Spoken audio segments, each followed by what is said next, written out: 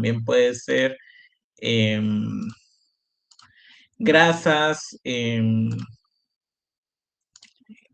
células cancerígenas, etcétera, y el posterior tamponamiento a uno de los sistemas vasculares, ¿no? Entonces, ahí está. Entonces, embolia, aquí nos habíamos quedado, es el transporte de una masa extraña por la corriente sanguínea con enclavamiento del lambrón vascular. A ese cuerpo extraño que se transporta se le denomina émbolo y puede ser sólida o líquida dependiendo de esto, ¿no? Entonces, la impactación de la masa es un hecho distintivo de la embolia y habíamos dicho que eh, produce porque mientras más va avanzando, pues menores se van haciendo los vasos sanguíneos y por lo tanto se pueden llegar a tamponar. Vimos los tipos de émbolos, la mayoría eran trombos, también adiposos, gaseosos, en el caso de burbujas de gases como nitrógeno, oxígeno o CO2, y la embolia líquida como el derrame o el escape de líquido amniótico con todos sus componentes, escamas, grasa, mucina, que podían llegar a tamponar. Entonces nos habíamos quedado en este esquema. ¿Qué pasa si yo tengo una embolia? Posteriormente, ese tejido, si está el flujo sanguíneo, está el émbolo y tapa, va a haber hipoxia, va a haber isquemia y va a haber falta de irrigación sanguínea, falta de nutrientes y puede llegar a haber muerte celular. Entonces, si nosotros tenemos un proceso de embolia, vamos a tener por lo general, la embolia puede llevar a un infarto, que conocemos nosotros técnicamente como infarto. Infarto se dice cuando hay una zona de necrosis isquémica producida por la oclusión arterial o del drenaje venoso en un tejido determinado. O sea, una embolización o una embolia puede llevar a necrosis, puede llevar a isquemia y por lo tanto puede producir el infarto como tal. Entonces, si nosotros estamos hablando que hay un infarto en miocardio, quiere decir que hay un proceso necrótico por esa isquemia. Recuérdense, la definición en los tres. Hipoxia es que se deja de transportar oxígeno. Entonces, no hay oxígeno para los procesos de respiración celular. Isquemia es la falta de irrigación sanguínea e infarto es cuando, derivado de estos dos, hay necrosis producida principalmente por oclusión. Entonces, esas serían como, van muy de la mano, pero no son lo mismo. Entonces, infarse o infarcio, viene la palabra que es de rellenar.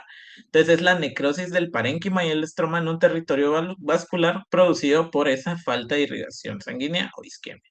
Entonces, la necrosis del estroma se acompaña con destrucción del material intercelular, no solo intra, entonces afecta también el intersticio. Entonces, el infarto es la lesión que se da solo a nivel de órgano o de estructuras compuestas, como una mucosa. Entonces, aquí estamos hablando de tejido, no de célula. La célula puede sufrir hipoxia. La vascularización, si falla, puede haber isquemia, pero a nivel de tejido o del nivel del órgano, vamos a ver un infarto como la lesión a las estructuras organoides, ¿no? Entonces, ¿qué no se puede infartar? Células o tejidos aislados. Si no, podríamos decir que hay isquemia o hay falta de irrigación o etcétera. Entonces, lleva implícita que ese infarto es consecuencia de la falta de irrigación o isquemia. Entonces, ¿cuáles son las causas de isquemia en el infarto? ¿Por qué falla la irrigación sanguínea? Principalmente por obstrucción arterial, una embolia, ya sea trombótica o la trombosis en general, que no se haya ido hacia un lugar subyacente o contrario, sino que en, esté en el proceso de la trombosis y la trombosis llegó a ser tan grande que tapó en el mismo lugar en el que se produjo la, la irrigación, ¿no? Entonces, cuando es embolia es porque el trombo se fue a otro tejido, pero cuando es cuando es por trombosis, quiere decir que en el tejido o en el endotelio en el que se formó es que está pasando la isquemia. Entonces, la embolia trombótica es la causa más frecuente de infartos pulmonares, renales y isquémicos, y la mayoría también de infartos al miocardio se deben a trombosis. Entonces, si está en pulmones, en riñones, es porque el émbolo viajó hacia estos tejidos, pero si es en el infarto agudo miocardio, es que la arteria cardíaca es en donde se formó el trombo, ¿no? Entonces, muy importante que hagan esas diferencias. En los infartos cerebrales, la embolia trombótica es más frecuente que la trombosis, pero no es rara, o sea, puede ser ya sea que se genere en el mismo tejido o que viaje. Existen infartos que también o- ocurren sin oclusión arterial, perdón ustedes, pero tengo calor, eh, o una obstrucción arterial completa. ¿Qué factores pueden afectar? La estenosis arterial y la hipotensión. Y otro factor también es que el corazón tenga una brusca demanda de trabajo que exija un aumento de flujo que la reserva coronaria. Entonces, también, por eso dicen que a las personas que hacen un esfuerzo muy grande o si no están acostumbrados a hacer eh, ejercicio, de hecho hoy estaba viendo como un meme o algo que me pareció de que hay unas gradas en no sé qué país que en el metro dice así, de, miren, estas gradas son 173 escalones, si tiene enfermedades de corazón, no las utilice un elevador, ¿no? ¿Por qué pasa esto? Porque si una persona no tiene acondicionamiento físico, tiene problemas cardíacos y la ponen a subir 175 escalones, puede que ahí pase esto de que haya una demanda de trabajo más grande y por lo tanto pueda sufrir un infarto o isquemia porque el- la demanda es mayor que la reserva que tienen estos pacientes. O sea, de por si el corazón está debilitado y nosotros le estamos exigiendo más, ahí podemos tener infartos también. Entonces, es importante que en este caso o en este país el meme era de que no necesariamente por ser escaleras se usan en caso de emergencia. Y decía, en caso de, utilice las gradas solo en caso de emergencia. De lo contrario, váyase al elevador, ¿no? Entonces, ¿qué tipos de infartos tenemos? Vamos a ver, creo que tres, que son los tres principales. El anémico. Cuando hablamos de infarto anémico, es aquel que se produce en órganos con irrigación de tipo arboriforme o terminal. ¿Qué quiere decir? A lo último del- de la irrigación sanguínea, ¿no? Pensemos en la estructura del riñón, del corazón o del vaso, que pues si se dan cuenta, pues la irrigación sanguínea ahí es como bastante terminal y en forma de árbol. El infarto presenta un aspecto hemorrágico en las primeras 24 horas. Hay extravasación de la sangre contenida en los vasos que se van necrotizando. Posteriormente van apareciendo las características de necrosis por coagulación. Importante que repasen su clase de necrosis y que hagan la hoja de trabajo, ¿se recuerdan? Y en la sustancia blanca cerebral, el infarto anémico no alcanza a parecer hemorrágico y debido a que los vasos son poco numerosos. Entonces ahí no llegamos a ver como ni siquiera un impacto porque son tan pocos que no llega a tornarse rojizo el tejido. Tenemos el hemorrágico también. Entonces el hemorrágico se debe a que sigue llegando sangre a la zona isquémica, aunque en cantidad insuficiente para mantener vitalidad en los tejidos. ¿En qué se da esto? Cuando hay una obstrucción parcial, migración de un émbolo trombótico, irrigación de tipo anastomótico, reticular. ¿Se recuerdan que vimos anteriormente de que cuando hay una oclusión, dependiendo de qué tan ramificado está, puede llegar a escapar por otra vía o tomar otra vía el flujo sanguíneo, pero si la irrigación es insuficiente, ahí también puede haber este infarto o doble circulación también, que haya diferencia en las presiones, que el flujo no sea el indicado y por lo tanto va a haber isquemia. Entonces recuérdense, si hablamos de infarto, estamos asumiendo que hay isquemia y que hay necrosis. Son los dos factores que se tienen que cumplir, además de la hipoxia que como habíamos dicho, pues es, es intrínseca a esto, ¿no? El infarto séptico. como su nombre lo dice, séptico, es porque hay una infección, hay un proceso eh, microbiológico activo. La lesión está constituida por un infarto y en parte por una inflamación purulenta. Entonces, ¿se recuerdan? Si hay pus, significa que hay ya sea microorganismos o células de inflamación y leucocitos que son respuesta a esa inflamación. Suelen ser múltiples. ¿Sí, Lourdes? Ok. Suelen ser múltiples y pequeños por la tendencia del émbolo a disgregarse en pequeñas masas debido a microorganismos. Entonces, por ejemplo, no sé, sobre todo microorganismos piógenos se les dice, ¿no? Streptopiógenes o alguno que llegue a infectar el corazón. Puede haber ahí también un proceso inflamatorio y aparte un proceso trombótico y se va a dar un infarto séptico. Entonces, el pulmonar es menos hemorrágico que el infarto puro y no tiene como condición una hiperemia pasiva. Esta frase, si la entienden, significa que ya estudiaron, porque estamos usando todos los términos o la mayoría que hemos visto hasta ahora. Hablando del infarto venoso, eh, Lourdes, otra vez tu micrófono, perdón.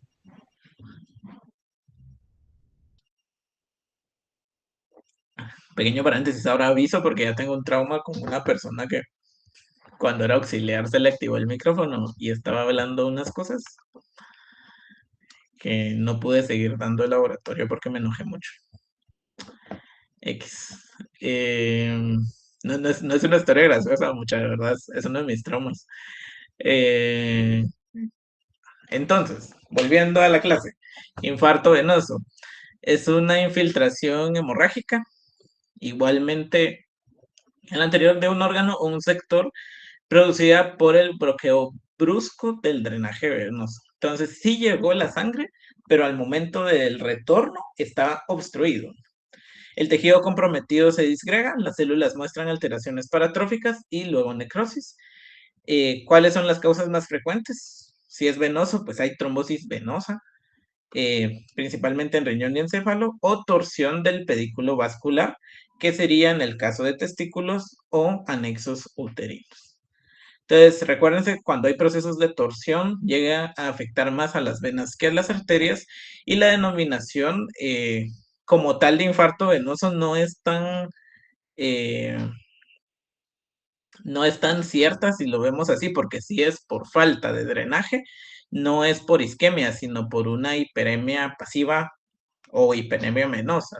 Entonces, hay obstrucción, pero no es de que no llegue, sino que ya no sale. Y como no sale, la sangre o el volumen sanguíneo que se queda ahí no tiene suficiente oxígeno y por lo tanto se va a necrotizar. ¿Dudas hasta el momento con los 4 que hemos visto? Anémico, hemorrágico, séptico y venoso.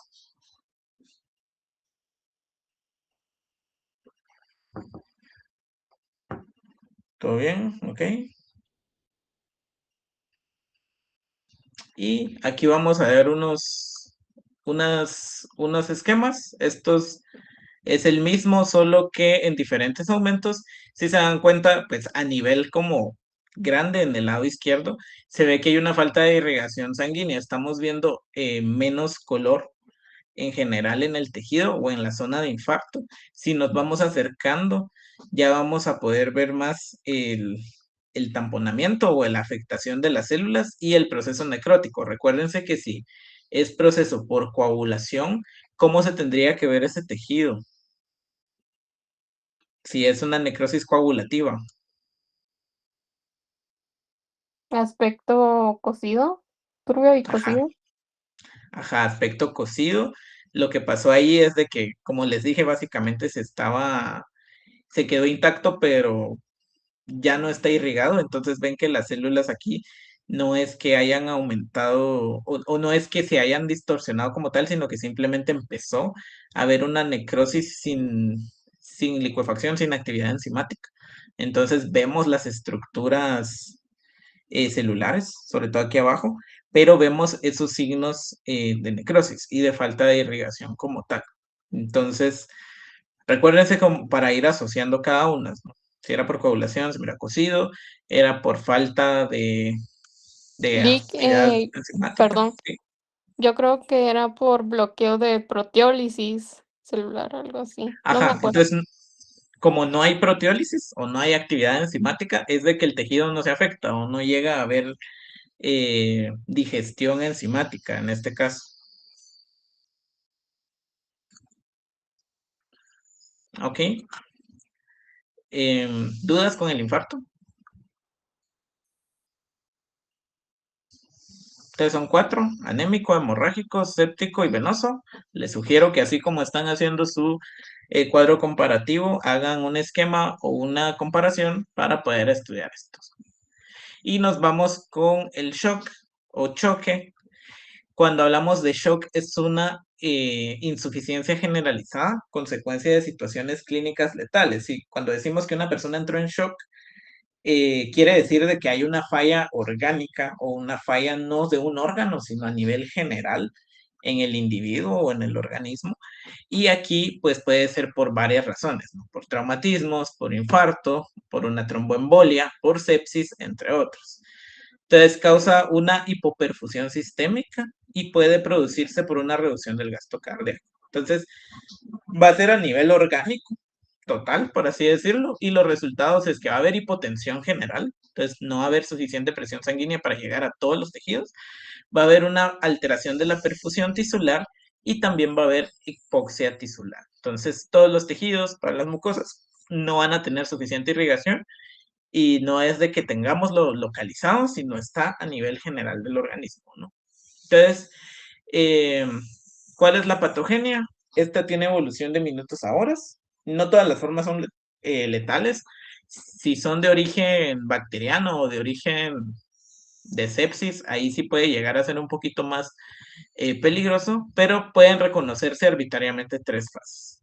Primero, que tenemos una hipotensión compensada o shock precoz. Entonces, no se observan alteraciones morfológicas porque sí hay falta de irrigación sanguínea general, pero esta está compensada bioquímicamente, ¿no? Todavía nuestras células tienen la maquinaria necesaria para compensar esa falta de irrigación o esa falta de nutrientes que llegan, porque llegan, pero no a la demanda necesaria.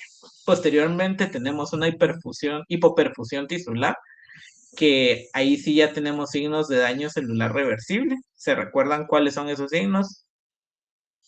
Recordemos la segunda clase, que podía haber alteraciones a nivel de microvasculares, etcétera. Entonces, todo eso, insisto, vayan estudiando si no se acuerdan. Y la fase 3 es que ya hay un daño celular y orgánico o el shock es irreversible. Entonces, ya empiezan a aparecer los signos de daño irreversible y muerte celular. Entonces, ¿qué es lo que esperamos y qué es lo difícil de detectar? Es que cuando ya la persona o el paciente tiene signos de shock, ya está en la fase 3, ¿no? Entonces ya de cajón ya va a sufrir las consecuencias, porque al inicio no es tan evidente. Por eso en pacientes que están en cuidados intensivos a veces les dejan algunos biomarcadores, sobre todo en sepsis, si hay alguna infección de procalcitonina. En Guatemala no hay, pero también el beta-glucano, eh, que son signos en donde podemos ver si hay un proceso infeccioso que pueda resultar en shock antes de que llegue a un daño celular irreversible. Entonces, esos son biomarcadores, es el estándar, casi que en todos los hospitales de cajón tienen que tener mínimo procalcitonina, interleucina, eso lo van a ver en su química clínica. Ok, entonces, ¿cuáles son los principales tipos de shock? Aquí vamos a decir tres. Esta tabla es de su libro de Robbins y vamos a mencionar también otros dos: el cardiogénico, el hipovolémico y el séptico. Entonces, cuando hablamos del cardiogénico, como su nombre lo dice, es porque hay algo que está afectando el corazón. Si está afectado el corazón, hay hipotensión y por lo tanto hay un daño en general. Entonces, ¿cuáles son esos ejemplos clínicos que pueden afectar al corazón? Un infarto al miocardio, que haya una rotura ventricular, que haya una arritmia, un tamponamiento o un embolismo pulmonar, resultado del daño cardíaco. ¿Y cuáles son los mecanismos? Pues va a fallar la bomba miocárdica, consecuencia de un daño miocárdico intrínseco, presión extrínseca u obstrucción del flujo de salida. Entonces, cardiogénico, como su nombre lo dice, es porque algo está pasando en el corazón. Todo lo que está enlistado del lado izquierdo. Si hablamos de hipovolémico, es porque el shock es principalmente porque no hay sangre, no hay líquidos, se perdió demasiado. ¿Qué es lo que pasa, por ejemplo, en los pacientes que están muy deshidratados o si tienen en los bebés que llegan a vomitar mucho o tienen mucha diarrea? El principal ahí es que se llegan a deshidratar a un punto en que el volumen de plasma, el volumen de sangre, ya sea inadecuado. Entonces ahí vamos a entrar en shock, solo que este va a ser de tipo hipovolémico. Y por último, el séptico, como su nombre lo dice, si es sepsis es por infección, entonces serían microbianas, por endotoxinas, por microorganismos más gram positivos, por hongos, por superantígenos, que son igual toxinas de bacterias o de otros microorganismos. Y aquí, ¿qué es lo que va a haber? Va a haber vasodilatación y acúmulos de sangre, activación de lesión endotelial. ¿Se recuerdan de la triada de Virchow? Flujo sanguíneo anormal, hipercoagulabilidad y alteración del flujo sanguíneo. Entonces, el daño inducido por los leucocitos, la infección va a hacer que haya una coagulación intravascular diseminada. Eso es un síndrome también bastante común en personas que tienen infecciones graves y activación de la cascada de citocinas, entonces va a haber una gran inflamación. Entonces, resumen, cardiogénico asociado a problemas del corazón, hipovolémico asociado a pérdidas grandes de líquido, séptico asociado a infecciones de diferentes tipos. ¿Cuáles son los otros dos que vamos a mencionar? El neurogénico, que sea consecuencia de una afectación ya no a nivel cardíaco, sino a nivel neuronal, que puede ser un accidente anestésico, una lesión en la médula espinal, etcétera, etcétera, etcétera.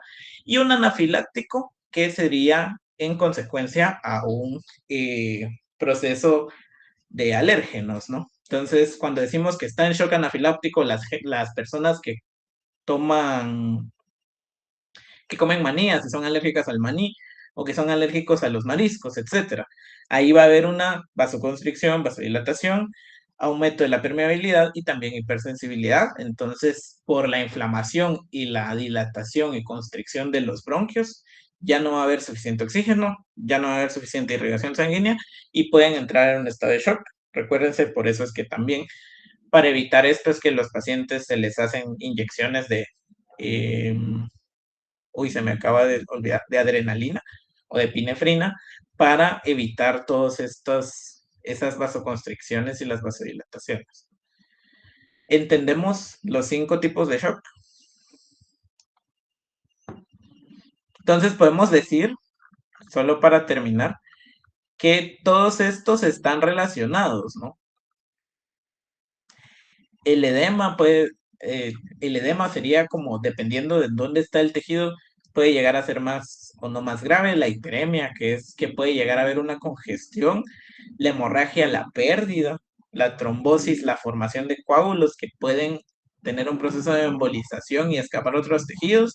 Si se tapa la irrigación sanguínea, si hay isquemia, si hay hipoxia, se puede dar un infarto. Y si el infarto no es a nivel de tejido, sino que es una falta de volumen o de irrigación en general, podemos llegar a un shock. A un shock en general, perdón. Entonces, esto básicamente es los contenidos hasta acá que entran en el examen parcial. ¿Qué les recomiendo? Que estudien, que vean los diagramas, que hagan cuadros comparativos, mapas mentales, etcétera, etcétera, etcétera, porque sí va a entrar un poquito de todo. ¿Alguna duda o consulta? ¿No? ¿Todo bien? Hablando del examen, ¿qué les recomiendo? Igual, lapicero azul, identificación para entrar a la USAC, que lleguen temprano. Eh, es full pregunta directa. Voy a dejar de grabar. No sean ilusiones, no les voy a decir qué preguntas vienen.